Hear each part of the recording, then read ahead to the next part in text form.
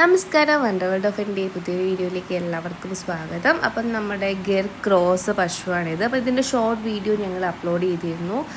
Delivery pain start ചെയ്യുന്നൊരു video upload ചെയ്തിരുന്നു. അപ്പോൾ 1-2 കമൻറ്റ്സ് വന്നിരുന്നു, അവരുടെ ഡെലിവറി വീഡിയോ കൂടെ അപ്ലോഡ് ചെയ്യണമെന്ന് പറഞ്ഞിട്ട്. മുഴുവനായിട്ടില്ലെങ്കിലും ചെറിയ ചെറിയ കട്ടിങ്സ് ഞങ്ങളിതിൽ ആഡ് ചെയ്യുന്നുണ്ട്. അതിൻ്റെ കൂടെ തന്നെ നമുക്ക് ഈ ഒരു വേനൽ ചൂടിൽ നമുക്ക് ശ്രദ്ധിക്കേണ്ട കുറച്ച് പ്രധാനപ്പെട്ട കാര്യങ്ങൾ ഇതിലൂടെ പറഞ്ഞു നോക്കുക.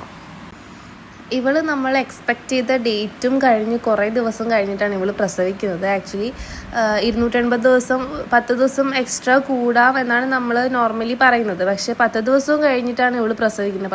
10-15 ദിവസം കഴിഞ്ഞിട്ടാണ് ഇവൾ പ്രസവിക്കുന്നത്. വേറെ കുഴപ്പമൊന്നും ഉണ്ടായിരുന്നില്ല. നമ്മൾ ഇടയ്ക്കിടയ്ക്ക് കുഞ്ഞിൻ്റെ പാൽപ്പറ്റി നോക്കുന്നുണ്ടായിരുന്നു. പെറക്റ്റിൽ നോക്കിയപ്പോൾ കുഞ്ഞ് നോർമലാണ്, കുഴപ്പമൊന്നുമില്ല. അപ്പോൾ പിന്നെ ഞങ്ങൾ നോർമൽ ഡെലിവറിക്ക് വേണ്ടി വെയിറ്റ് ചെയ്തു.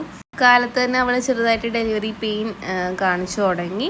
പിന്നെ കുട്ടി കുറച്ച് സൈസ് ഉണ്ടായത് വജിനൽ ഏരിയയ്ക്ക് ഇച്ചിരി വലിപ്പം കുറവായതുകൊണ്ട് തന്നെ ചെറിയൊരു ഹെൽപ്പ് കൊടുക്കേണ്ടി വന്നു. ഒത്തിരി ബുദ്ധിമുട്ടേണ്ടി വന്നില്ല, എങ്കിലും ചെറുതായിട്ടൊന്ന് അസിസ്റ്റ് ചെയ്യേണ്ടി വന്നു. വേറെ കാര്യങ്ങളൊന്നും കുഴപ്പമുണ്ടായിരുന്നില്ല. അവളുടെ 4ാമത്തെ ഡെലിവറിയാണിത്. പിന്നെ 3 കുട്ടികളും മൂരിക്കുട്ടികളാണ്.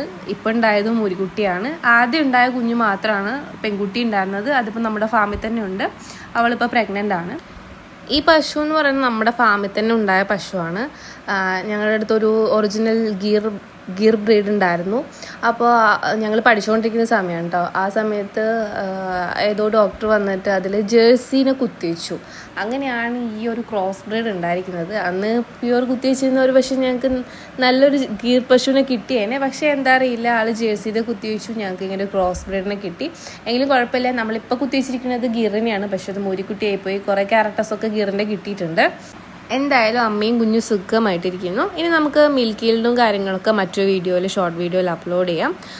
ഇനി നമുക്ക് ജനറലായിട്ട് ഈ വേനൽ ചൂടിൻ്റെ സമ്മർദ്ദത്തെക്കുറിച്ചൊക്കെ ജനറലായിട്ടൊന്ന് ചെറിയ ചെറിയ കാര്യങ്ങൾ പറഞ്ഞു പോകാം. അല്ലെങ്കിൽ വീഡിയോ ഞങ്ങൾ മുന്നേ അപ്ലോഡ് ചെയ്തിട്ടുണ്ടായിരുന്നു. ഇനി വേണമെങ്കിൽ ഒന്നുകൂടെ നമുക്ക് ഡീറ്റെയിൽ ആയിട്ട് പറഞ്ഞുകൊണ്ടൊരു വീഡിയോ ചെയ്യാം. ഇപ്പോൾ കേരളത്തിൽ ഓരോ വർഷം കഴിയുന്തോറും വേനൽ ചൂട് കൂടി വരികയാണ്. അതിനനുസരിച്ച് മറ്റ് പക്ഷിമൃഗാദികളും മനുഷ്യന്മാരെ പോലെ തന്നെ മറ്റു മൃഗങ്ങളും പക്ഷികളും ഒക്കെ ഈ ഒരു സമ്മർദ്ദം അനുഭവിച്ചുകൊണ്ടിരിക്കുകയാണ്. നമ്മുടെ ഫാമിൽ ഇപ്പോൾ പശുക്കളുടെ എണ്ണം നല്ലോണം കുറഞ്ഞിട്ടുണ്ട്.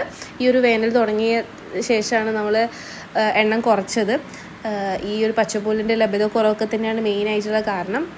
നമുക്ക് ഈ ഒരു വേനൽ ചൂടിൽ മൃഗങ്ങൾ അനുഭവിക്കുന്ന കുറച്ച് ബുദ്ധിമുട്ടുകളാണ് ഈ തീറ്റ മടുപ്പുണ്ടാകുന്നത്. അതുപോലെ തന്നെ കുത്തിയച്ചനെ പിടിക്കാണ്ടിരിക്കുക, മതിലക്ഷണങ്ങൾ കാണിക്കാണ്ടിരിക്കുക, അബോർഷൻ ഉണ്ടാവുക, പിന്നെ പാലിൻ്റെ ഗണ്യമായ കുറവ്. ഇതൊക്കെയാണ് ക്ഷീരകർഷകർ അനുഭവിക്കുന്ന പ്രധാനപ്പെട്ട പ്രശ്നങ്ങൾ.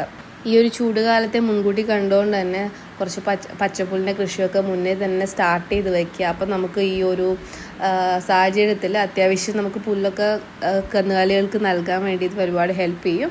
അതുപോലെ തന്നെ വൈക്കോലും പച്ചപ്പുല്ലൊക്കെ മിക്സ് ചെയ്ത് നൽകാൻ വേണ്ടി ശ്രമിക്കുക. തീറ്റ നൽകുമ്പോൾ കാലത്തും വൈകിട്ടായിട്ട് നൽകുക. ഈ നട്ടുച്ച നേരത്ത് ദയവേത് നൽകാണ്ടിരിക്കുക. ആവശ്യമായിട്ടുള്ള വെള്ളം ലഭ്യമാക്കുക.